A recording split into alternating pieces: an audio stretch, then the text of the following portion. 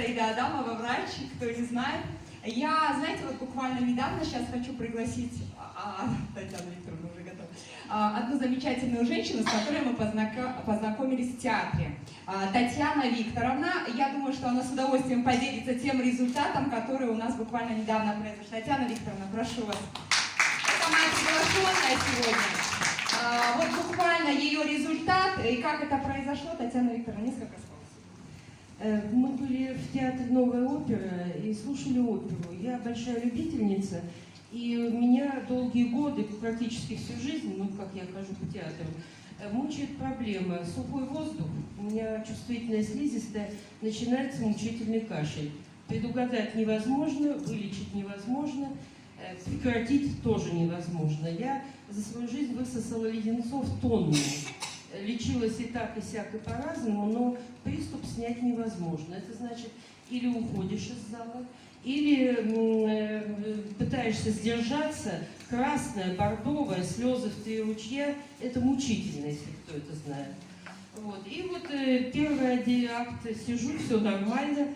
Во втором акте, ближе к концу, внезапно начинается кашель. При том, что и первый акт у меня леденец от кашля во рту, и второй акт он тоже во рту, приступ начался. Я пытаюсь сдержаться, слезы, я бордовая, просто умираю. Тут мне соседка говорит: возьмите леденец, положите под язык. Мне часто предлагают соседи, потому что слушать это ж невыносимо, когда музыка звучит, а кто-то там кашляет.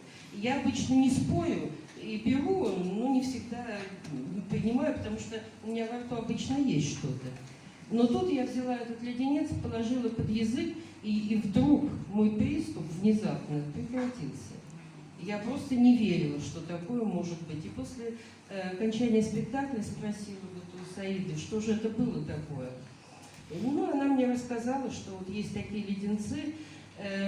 Я первый раз и мало что знаю об этой продукции, но вот этот эффект, он меня, конечно, просто поразил.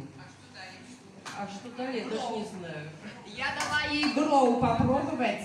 Просто вот было для меня удивительно, во-первых, что она не спросила, что это, просто взяла, сразу положила под язык.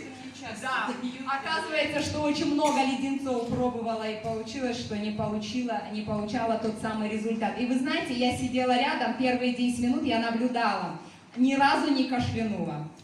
А потом я про нее забыла и начала снова смотреть очень внимательно оперу. И первое, что было, как только закончилось, она меня по руке говорит, что это было. Это был самый крутой вопрос. Вы знаете, вот легко действительно дать попробовать в самый нужный момент. Да, это вот как раз тот пример.